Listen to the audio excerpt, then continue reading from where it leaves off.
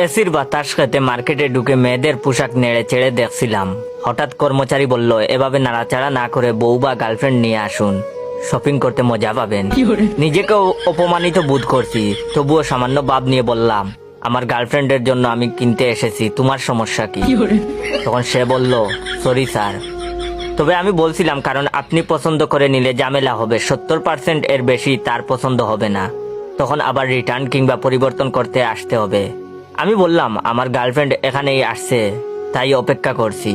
লোকটা আর কিছু না বলে চলে গেল। আমি খুব বুদ্ধিমানের মতো হাঁটতে লাগলাম, কিন্তু এখন গার্লফ্রেন্ড কিভাবে আনবো? কারণ আমার কোনো গার্লফ্রেন্ড তো দূরের কথা, মেয়ে বান্ধবীও নেই। কেমন করে আমি যখন চিন্তার সাগরে ভেসে ভেসে বেড়াচ্ছি, তখন হঠাৎ করে একটা মেয়ে সেখানে প্রবেশ করলো। আমি তার কাছে গিয়ে কথা বলার চেষ্টা করলাম, কেমন আছেন? মেয়েটি বলল, কে আপনি? আমি বললাম, একটা উপকার করবেন। মেয়েটা বলল, যেমন? তখন আমি তাকে সবকিছু খুলে বললাম। মেয়েটা তখন আমার সঙ্গে গার্লফ্রেন্ডের মতো অভিনয় করতে লাগলো। তারপর তার যা যা লাগবে সবকিছু সে কিনতে লাগলো। সবকিছু কেনা শেষ করে মেয়েটা আমাকে বলল, একটা কথা বলতে চাই। আমি বললাম, বলেন। মেয়েটি বলল, আপনি যেহেতু কিছুই কিনবেন না, তাহলে শুধু শুধু এখানে কেন এসেছেন?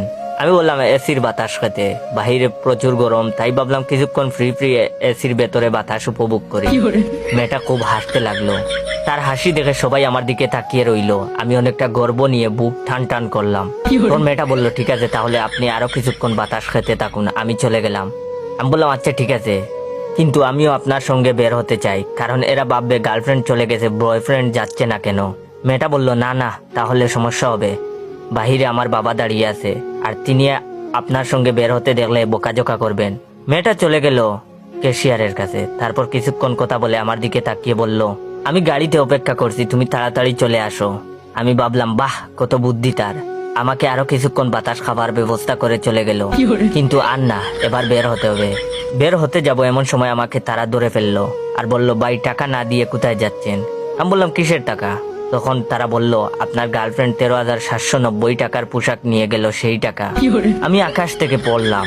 ফ্রিতে বাতাস খেতে এসে আমি আমার 22,000 টাকা দামের মোবাইল, জামা রেখে বের হতে চাইলাম, কিন্তু সেই প্রথম যে লোকটার সঙ্গে কথা হয়েছে, সে আমার কাছে এসে বলল, এখানে অপেক্ষা করুন, আর আপনার পরিচিত কাউকে টাকা নিয়ে আসতে বলেন।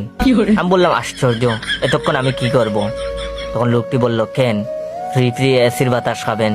বিশ্বাস করেন ভাই, সেদিন রাতে আমি বাসায় ফিরছিলাম রাত 12টার দিকে।